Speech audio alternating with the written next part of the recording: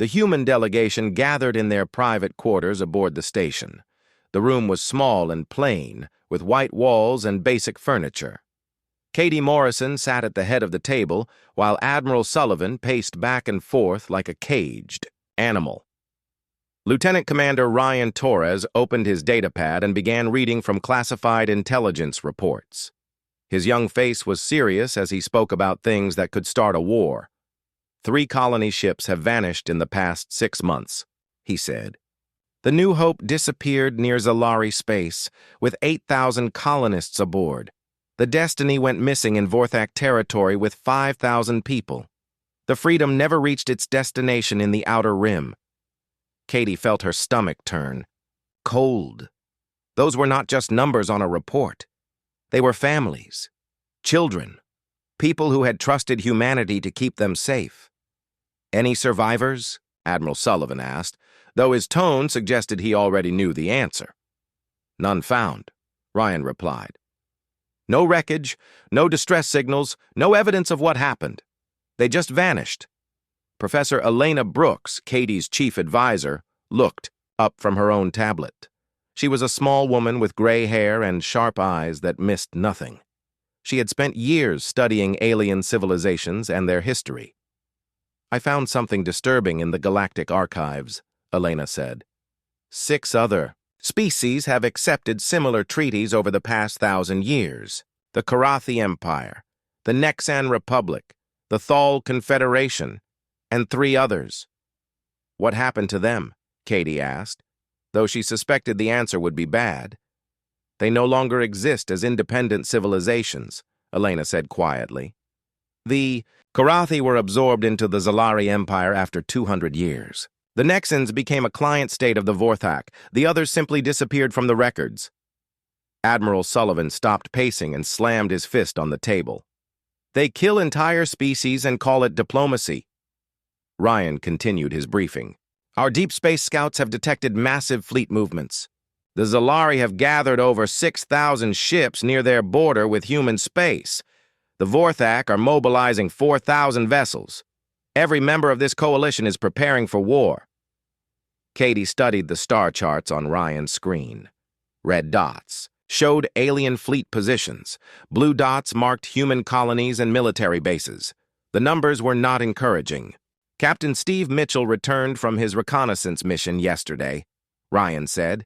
His team penetrated deep into Zalari territory using stealth technology. What they found changes everything. Admiral Sullivan leaned forward. What did they discover? The aliens have already divided human space among themselves, Ryan said. Captain Mitchell recorded their planning sessions. The Zalari want the core worlds near Earth. The Vorthak claim the industrial systems. The Chimeri have chosen the research colonies. Katie felt anger burning in her chest. These creatures were not just threatening humanity. They were already planning to carve up human territory like a piece of meat. Elena placed another tablet on the table.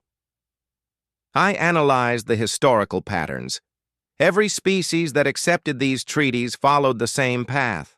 First, they agreed to population limits, then technology restrictions, then military reductions. Within 50 years, they were completely dependent on their alien protectors. Protectors who eventually became their masters, Admiral Sullivan said grimly. Katie activated the quantum communication device that connected directly to Earth. The technology was new and expensive, but it allowed instant contact across any distance. The screen flickered to life, showing President Lisa Hamilton in her office in Washington. Madam President, Katie said, we need to discuss the alien proposals. President Hamilton was a tall woman with iron-gray hair and the kind of eyes that had seen too much. She had been a military officer before entering politics, and she understood the reality of their situation. Give me your assessment, Ambassador. Morrison. Katie quickly explained the alien demands and the intelligence they had gathered. She told the president about the missing colony ships, the fleet movements, and the historical precedents of species that had accepted similar treaties. President Hamilton listened without interruption. When Katie finished, the president was quiet. For a long moment, Admiral Sullivan, the president said finally. What are our military options? Honestly, Madam President, we are outnumbered 50 to 1, Sullivan replied. In a conventional war, we would lose quickly, but we are not planning a conventional war. Explain. Admiral Sullivan activated his own data display. For the past 5 years, we have been developing new technologies and strategies. The aliens think they know our capabilities, but their intelligence is wrong. We have weapons and tactics they have never seen. Are you confident we can win? Sullivan was quiet for a moment. I am confident we can make them regret starting this fight. Whether we can win depends on how badly they want to destroy us. President Hamilton nodded slowly. In the background, Katie could see other government officials and military leaders gathering around the president's desk. I have consulted with the Global Defense Council, the United Nations Security Council, and the leaders of every major nation on Earth, President Hamilton said. The decision is unanimous. Katie held her breath. Humanity does not kneel, the President said firmly. We did not survive ice ages, plagues, and world wars to surrender our freedom to alien bullies. Reject their terms, Ambassador Morrison. Make it clear that Earth stands ready to defend itself. Admiral Sullivan smiled for the first time since arriving at the station. Yes, Madam President. It will be our pleasure to deliver that message. The communication ended, leaving the human delegation alone in their small room. Outside, hundreds of alien representatives waited for humanity's surrender. They expected the humans to crawl back to the negotiating table and beg for mercy. They were going to be disappointed. Katie looked around the table at her team. Ryan Torres was young but brave. Elena Brooks was wise and determined. Admiral Sullivan was experienced and dangerous. They were about to make a decision that would change the galaxy forever. Gentlemen, lady, Katie said quietly, tomorrow we tell 12 alien empires that humanity chooses war over slavery. I hope everyone got enough sleep tonight, because tomorrow we make history. Admiral Sullivan checked his sidearm and smiled grimly. Ambassador, I have been waiting my entire life for this moment. Let them bring their fleets. We will show them what humans do to bullies. The room fell silent as each person contemplated what would happen next. War was coming whether they wanted it or not. The only choice was whether humanity would face it, as free people or as slaves. The decision had been made. Tomorrow, the galaxy would learn that some species would rather die fighting than live kneeling. 3 weeks had passed since the humans walked out of the Galactic Council. Admiral Kate Bennett stood in the war room of the Earthship Defiance. The walls were covered with screens showing space maps and alien ship movements. What she saw made her worry. They are bringing everything they have, said Commander Alex Turner. He was a young man with quick eyes who was very good at understanding enemy plans. Krillian warships, Velthari attack fleets, even the Zoranians who usually stay out of fights. We count ships from 47 different alien races. Captain, Jake Morrison stood next to the big table in the middle of the room. The table showed a map of space made of light. Red dots showed where alien ships were moving. There were a lot of red dots. They think we are lying, Jake said. In their world, weak races always give up when the strong races threaten them. They have never seen anyone just say no and mean it. Dr. Elena Rodriguez walked over to join them. She was a smart woman who studied how different alien races think and act. She had spent years learning about alien cultures, and now that knowledge was very important. The Council has rules about who is strong and who is weak, Elena said. They think strong means having big ships and old technology. They cannot understand why we would fight when they have more ships than us. Admiral Bennett nodded. The aliens thought in simple ways. To them, bigger always beat smaller. They had never met humans before. A voice came from the main screen. President Carter Williams appeared, looking very tired. He had not slept much since the humans left the Council. His job was to keep Earth safe, and that job had just become much harder. Admiral, the aliens are sending us messages every day, the president said. They want us to come back and say we are sorry. They are threatening to stop all trade with human worlds. What about our colonies? Jake asked. The human race had built homes on many worlds far from Earth. If those colonies were scared, they might ask the aliens to protect them. President Williams smiled for the first time in weeks. That is the good news. Every single colony has sent messages saying they stand with Earth. Mars sent a message that said, "We did not make this planet livable just to give it to alien landlords." Commander Turner brought up messages from all over human space. It is the same everywhere, sir. The IE. Mining colonies, the farming worlds, the research stations, even the small trading posts. They all say they will fight with Earth. Elena looked at all the data coming in from human settlements. The aliens thought our colonies would panic when threatened. They thought humans would demand protection from the Council. Instead, they are building their own defenses. Admiral Bennett felt proud of her people. The aliens do not understand something important about humans. We are not just individuals looking out for ourselves. We are a people who choose to stand together when threatened. Jake pulled up reports about human military strength. Our fleet is still much smaller than theirs. They have 50 ships for every one of ours. But we have things they do not know about. Human engineering, our ability to adapt, and something they have never fought before. "What is that?" asked the president. "A race that fights harder when cornered," Jake said. Their meeting was interrupted by an urgent message from the frontier. Colony Administrator Sam Parker from New Texas appeared on the screen. His face looked worried, and his voice had static from the long distance.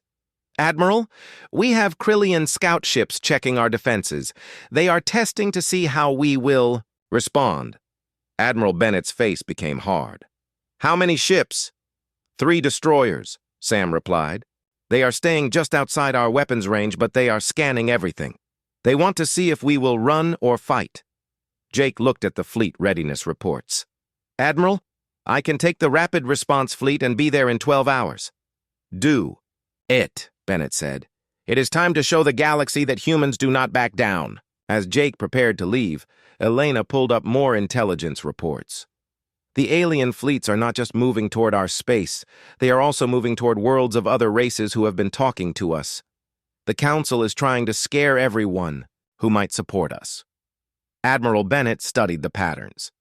They are making a mistake.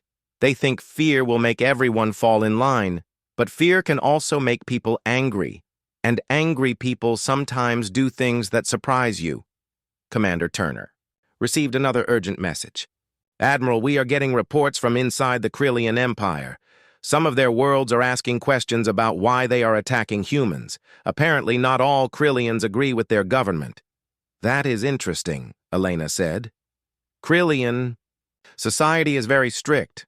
If their own people are questioning orders, it means they are not as united as they appear." President Williams leaned forward on the screen. "What are our chances if this becomes a real war?" Admiral Bennett was quiet for a moment. "In a straight fight, ship against ship, we would lose. But humans have never been good at straight fights. We are good at finding new ways to win when the old ways do not work." Jake was already heading for the door. "Admiral, the Ranger is ready to go. We will show those Krillian scouts that humans are not afraid of them." "Be careful, Jake," Bennett said. "But also be clear. We are not looking for a fight, but if they bring one to us, we will finish it." As Jake left, Elena brought up cultural analysis of all the alien races now threatening humanity. "There is something important here, Admiral. Most of these races have not fought a real war in hundreds of years. They have gotten used to other races giving up without fighting. They may not be as ready for actual combat as they think." Admiral Bennett looked at the displays showing alien fleet movements. Hundreds of ships were moving toward human space. It looked hopeless. But she had learned something important about humans during her years in space. "Humans have always been at their best when things looked hopeless," she said.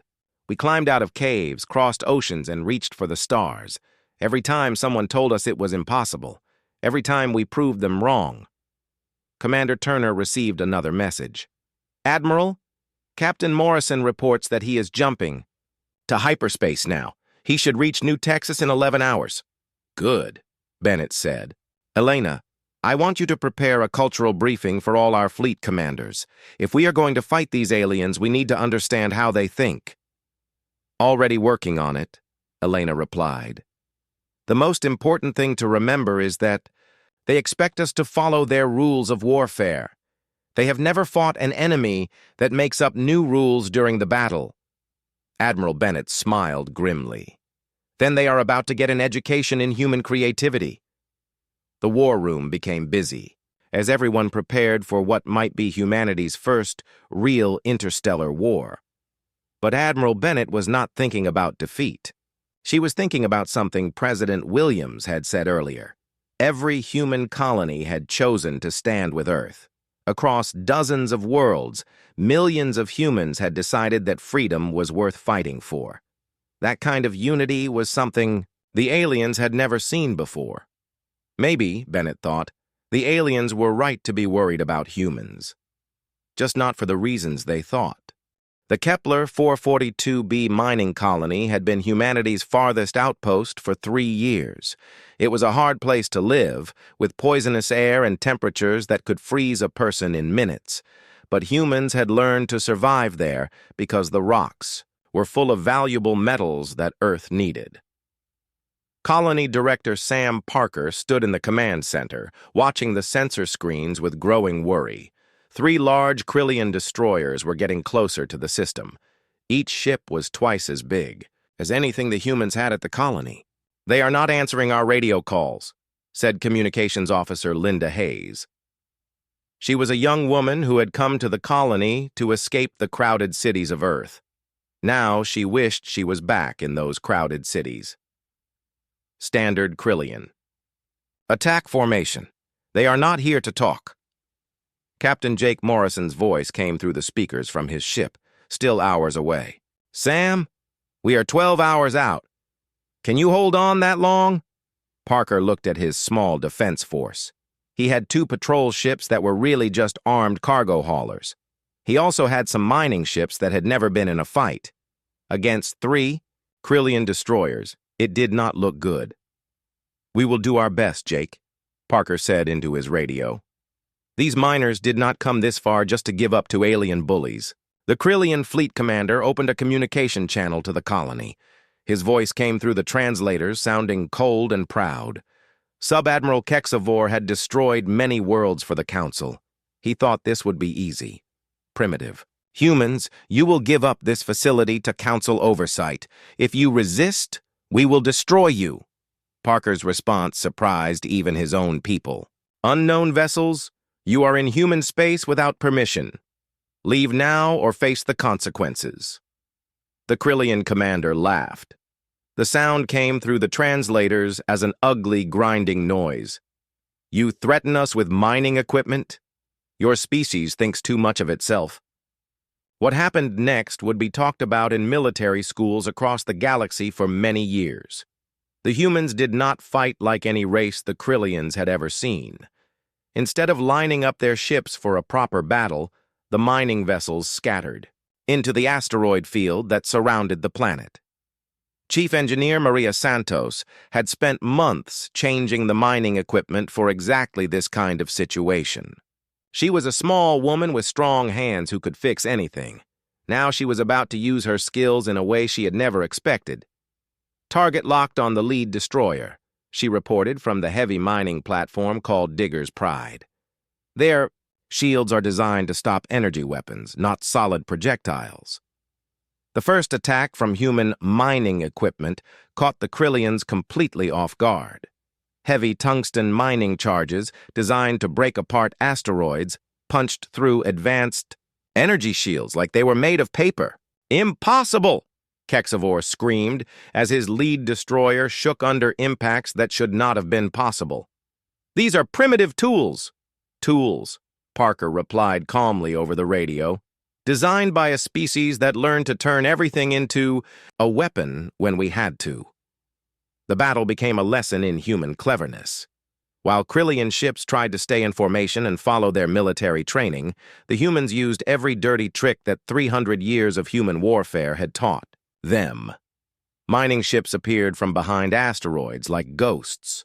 Construction robots became fighting machines. Even cargo haulers joined the fight, ramming into Krillian ships with their heavy hulls. Maria Santos found herself using a plasma cutter meant for mining as a point defense weapon. The high-energy beam that normally cut through rock was slicing through Krillian armor like it was butter. "This is not how space battles are supposed to work," HFY shouted as his second destroyer lost power. The humans were not following any military rules he knew. "We never read your rule book," Sam Parker replied. Then he ordered his mining teams to release a cloud of metal dust into space. When the Krillian ships flew through it, their sensors went blind. The Krillians had advanced technology and superior firepower, but they had trained to fight other advanced civilizations that fought in predictable ways. They had never fought miners who used asteroid mining charges as missiles and plasma cutters as laser cannons. Captain Morrison arrived to find the Krillian force retreating. One destroyer was completely disabled, drifting in space with its crew, calling for help. Another was limping away with half its weapons destroyed. The third was running as fast as it could back to Council space. "Status report," Morrison said, as his ship, the Ranger, docked with the colony. Parker met him at the airlock with a big smile on his tired face. "2 enemy destroyers disabled, 1 running away. 0 human casualties, though Maria is going to need some time to recover from using mining equipment as weapons of war." Morrison shook his head in amazement. "The Council is going to have trouble explaining this to their military leaders. Humans just defeated Krillian regulars using mining equipment." The real shock came 12 hours later when Morrison received an urgent message from Admiral Bennett. "Jake, we are receiving surrender requests from 18 Krillian worlds. Word of your little mining operation has spread through their empire faster than their government can control it." Morrison stared at the message. "Surrender requests? We fought one small battle with some destroyers." "That is not how their military works," came Dr. Rodriguez's voice from Earth. "In Krillian culture, being defeated by inferior opponents proves that their leaders are weak. Their own people are questioning whether their government knows what it is doing. The Battle of Kepler 442b, as historians would later call it, proved something the Galactic Council had never thought about. Sometimes the most dangerous opponent is one who refuses to play by the rules everyone else follows. News of the battle spread through the galaxy like wildfire. Other alien races heard that humans had defeated a Krillian attack fleet using mining equipment. Some laughed, others started to worry. But on Krillian worlds, people asked different questions. If their mighty fleet could not defeat human miners, what did that say about Krillian strength? If humans could win using mining tools, what could they do with real weapons? Sub-Admiral HFY found himself facing a military court when he returned to Krillian space. His superiors wanted to know how he had lost 2 destroyers to what they called primitive mining equipment. "They do not fight like any species in our databases," HFY tried to explain. "They use industrial tools as weapons. They hide in asteroid fields. They do not follow proper military procedure." "Are you saying," asked the Krillian High Command, "that our advanced military cannot defeat improvised human tactics?" HFY had no good answer for that question. Neither did the rest of the Krillian military. For the first time in centuries, the Krillian Empire was questioning its own strength. Meanwhile, at the mining colony, Maria Santos was already working on improvements to their defenses. "Next time," she told Sam Parker, "I want to mount proper weapons on these mining platforms. If we are going to fight, we might as well do it right." Parker looked out at the asteroid field where pieces of Krillian destroyers were still floating. "Maria, I think we just started something bigger than we realized." He was right. The Battle of Kepler 442b was just the beginning.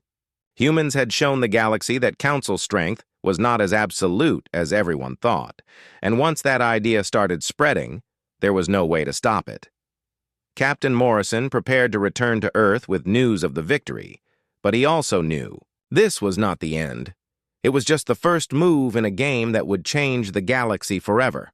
The emergency meeting of the Galactic Council was chaos. News of the Krillian defeat at Kepler 442b had spread through diplomatic channels faster than anyone expected. The political shockwaves were breaking apart alliances that had lasted for centuries.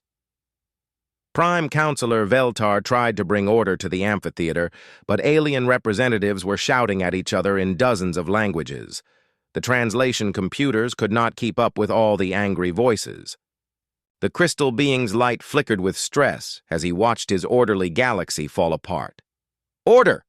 Order!" Veltar's voice cut through the noise like a sharp blade. "We are here to discuss the human situation, not to argue among ourselves." Ambassador HFY of the Krillian Empire stood up slowly. The proud alien who had threatened humanity just months before now looked tired and defeated. His blue skin had lost its metallic shine, and his cold eyes showed something that looked like fear. "Honorable counselors," HFY said carefully, "the Empire must tell the Council that we are reconsidering our position on the human question." The huge room became silent. The Krillians, who had been the strongest supporters of destroying humanity, were backing down. If the Krillians were afraid, what did that mean for everyone else? "Explain," Veltar demanded, his crystal body glowing brighter with anger. HFY looked uncomfortable. "Our fleet commanders report that human tactics are unlike anything we have seen before. They do not fight according to any recognized military doctrine. Their use of civilian equipment as weapon systems makes no sense to our strategic analysts." Representative Quix of the Velthari Confederacy leaned forward with her forearms crossed. "You were defeated by miners using construction tools?" "That is too simple an explanation," HFY replied defensively. "The humans showed adaptive capabilities that our intelligence services had not predicted. They seemed to invent new military tactics during battle. While the Council argued on Earth, President Carter Williams was dealing with a completely different problem. His office was flooded with messages from alien races that had never talked to humans before. His secretary could barely keep up with all the requests. "Mr. President," his aide announced, "we have 17 different species asking to establish direct diplomatic relations with us, bypassing the Council completely. The Nexari Trade Federation wants to discuss exclusive business partnerships, and something called the Free Worlds Alliance is asking if we would be interested in mutual defense agreements." Williams looked at the long list with amazement. 2 months ago, we could not get a meeting with a single non-Council species.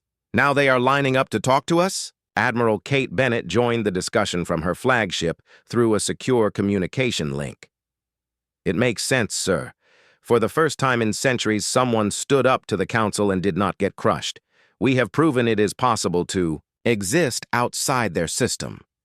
Dr. Elena Rodriguez added her analysis from the Xenobiology Department on Earth. The Council maintained control through fear and the belief that they were unbeatable. By proving that humans could not only survive outside their protection, but actually defend ourselves successfully, we have shattered that belief. The most surprising development came from an unexpected source. Captain Jake Morrison, still stationed at the Kepler 442b mining colony, received a priority message from former Council Ambassador Lisa Harper, who was now serving as humanity's first independent diplomatic coordinator. "Jake, you need to see this," Harper said, her voice carrying excitement that she was trying to hide. "We just received a formal communication from something called the Independent Systems Coalition. It is made up of 43 species that have left the Council in the past 2 weeks." Morrison stared at the message screen. 43 species? That is almost half the Council membership. "It gets better," Harper continued. "They want to discuss forming a new galactic organization based on voluntary cooperation rather than forced submission. They are calling it the Free Galaxy Initiative." Back on Nexus Prime, the Galactic Council was having its worst crisis in 1,000 years. Prime Counselor Veltar faced a chamber that was half empty. Many species had recalled their ambassadors to reassess their galactic positioning, which was diplomatic language for figure out if we want to stay in this club. The humans have created a political revolution, admitted Counselor Thex of the Aquarian systems. He was one of the few moderate voices left in the council. By simply walking away, they have exposed the fundamental weakness of our system. What? Weakness? Veltar demanded, his crystal form flaring with angry light. That our authority depends on consent, Thex replied calmly. When someone stops consenting to be ruled and proves they can survive without us, others start asking why they need us at all. Veltar's light dimmed as he understood what Thex was saying. For centuries, alien races had stayed in the council because they believed they had no choice. The council provided protection from chaos and war. But if humans could provide their own protection and even help other species do the same, then what was the council really good for? Representative Zix of the Mantari Hive brought up strategic displays showing the current galactic situation. The humans are not just surviving independently, they are thriving. Their trade with non-council species has increased by 300%. Their colonies are more prosperous than they were under council trade restrictions. Worse, added Representative Qix, they are sharing their success with others. The species that have joined their Free Galaxy initiative are reporting similar improvements in trade and prosperity. Veltar studied the data with growing alarm. The galaxy was reorganizing itself around human principles of voluntary cooperation, instead of council principles of hierarchical control, and it was working better than the old system. Recommendations? Veltar asked, though he dreaded the answer. Counselor Thex spoke carefully. Perhaps it is time to consider that the galaxy is large enough for multiple approaches to interstellar relations. Perhaps we should consider adapting our methods. The suggestion was shocking. The Galactic Council had ruled the same way for over a millennium.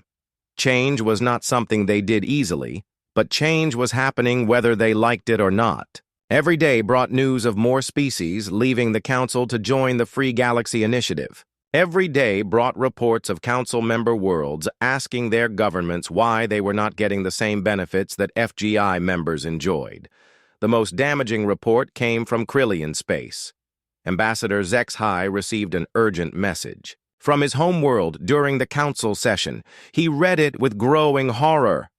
Counselors, HFY announced, his voice shaking, I have just received word that 12 Krillian colony worlds have declared independence from the Empire. They are requesting to join the Free Galaxy Initiative directly. The chamber erupted in shocked voices. If the mighty Krillian Empire was losing control of its own worlds, what did that mean for the rest of the Council? Veltar's crystal form flickered as he processed this information. The humans had not just rejected Council authority. They had created an alternative that was so attractive that even Council member worlds were abandoning their governments to join it. The humans have done something unprecedented, Thex observed quietly. They have proven that galactic civilization does not require galactic government. For the first time in his long life, Prime Counselor Veltar began to wonder if the Galactic Council's time as the sole authority among the stars was coming to an end. The answer to that question would determine the future of every species in the galaxy. And that answer was being written not by ancient council protocols, but by human miners who had refused to surrender their freedom to alien overlords. The big meeting room on Nexus Prime was full of noise and anger. Aliens from all over the galaxy sat in their special chairs, talking in loud voices. The air felt thick with worry and fear. Ambassador HFY stood up slowly. He was tall and thin, with blue skin that looked like metal. His eyes were cold as ice when he looked at the humans sitting in the corner. The Krillian Empire had sent him to speak for them, and everyone knew what he was going to say. The time for talking is over, HFY said. His voice was deep and scary. The human race has 30 days to give up their colonies and follow our Rules. If they do not do this, we will make them do it. Captain Jake Morrison sat very still in his chair. He was a tall man with brown hair and strong hands. He had fought in many battles for Earth, but this was different. This was not about fighting with ships and guns. This was about the future of all humans everywhere. Next to him sat Ambassador Lisa Harper. She was a smart woman who had spent 5 years trying to make peace with the aliens. Her face showed no fear, but Jake could see her hands were tight on her papers. Prime Counselor Veltar stood up next. He was made of something that looked like living crystal. When he moved, light came off his body in pretty colors. But his words were not pretty at all. The humans are too wild, Veltar said. They fight too much. They take over planets too fast. They do not listen to the old ways. We must stop them before they become too strong. Around the big room, other aliens nodded their heads. The Velthari had long necks and 4 arms. The Aquarians looked like they lived in water. The Zoranians had fur all over their bodies. All of them agreed that humans were a problem. Jake looked at all these aliens and felt angry. Humans had worked hard to get into space. They had built ships and found new worlds. They had not asked anyone for help. But now these aliens wanted to control everything humans did. "We are not asking you," said another alien with a voice like singing. "We are telling you. This is how things work in our galaxy. The strong tell the weak what to do. You are weak. We are strong. You will do what we say." Ambassador Harper stood up slowly. She was much smaller than most of the aliens in the room, but she did not look afraid. Jake was proud of her in that moment. "We hear what you are saying," Harper said in a calm voice. "The human people will think about your offer. We need time to talk to our leaders on Earth." Some of the aliens laughed. It was not a nice sound. They thought humans were stupid and would have to say yes. "You have no choice," HFY said. "Look around this room. Every race here is stronger than yours. Every race here has more ships than yours. You cannot fight all of us." Harper looked around the room, too.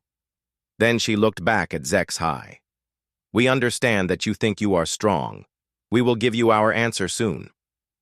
After the meeting ended, the humans went back to their rooms. Jake, Lisa, and Admiral Kate Bennett sat around a small table. Admiral Bennett was a woman with gray hair and eyes that had seen many battles. She had been quiet during the big meeting, but now she looked very angry. "They are not trying to make a deal with us," Bennett said. "This is not about talking. They want to take over our worlds, and they want us to say thank you for it." Lisa put her head in her hands. "I have been trying to make peace with them for 5 years. I thought if we were nice and followed their rules, they would treat us as equals. But they see us as animals that need to be put in cages." Jake looked at the papers on the table. They showed where the alien ships were moving. The aliens had been getting ready for this fight for months. They had already decided what to do with humans before the meeting even started. "What do we do now?" Jake asked. Lisa was quiet for a long time. Then she looked up with a new look in her eyes. It was not fear anymore. It was something else. Something strong. "We do what humans have always done when someone tries to make us slaves," she said. "We say no." Admiral Bennett smiled for the first time all day. "Are you thinking what I think?" "You are thinking?" Lisa nodded. "I am thinking that humans did not climb out of Earth's gravity well just to bow down to alien kings. We came to the stars to be free. If they will not let us be free in their club, then we will be free without their club." Jake felt his heart beat faster. "You want to leave the council completely?" "More than that," Lisa said. "I want to show the whole galaxy that their way is not the only way. I want to show them that free people are stronger than slaves." The next morning, all the aliens came back to the big meeting room. They expected the humans to say yes and give up. They were wrong. Lisa Harper walked to the front of the room. She looked at every alien there. Then she spoke in a clear, strong voice that everyone could hear. The human delegation has made its choice, she said. We reject your ultimatum. We reject your authority over human affairs. We are leaving this council and we will make our own way among the stars. The room became very quiet. No one had ever said no to the Galactic Council before. No one had ever just walked away. Lisa turned to leave, and Jake and Admiral Bennett walked with her. As they reached the door, HFY found his voice again. You will regret this, he called after them. You cannot survive without our protection. Lisa stopped and looked back one more time. We will see about that, she said. Then the humans walked out, leaving the most powerful beings in the galaxy sitting, in shocked silence. For the first time in 1,000 years, someone had said no to the Galactic Council.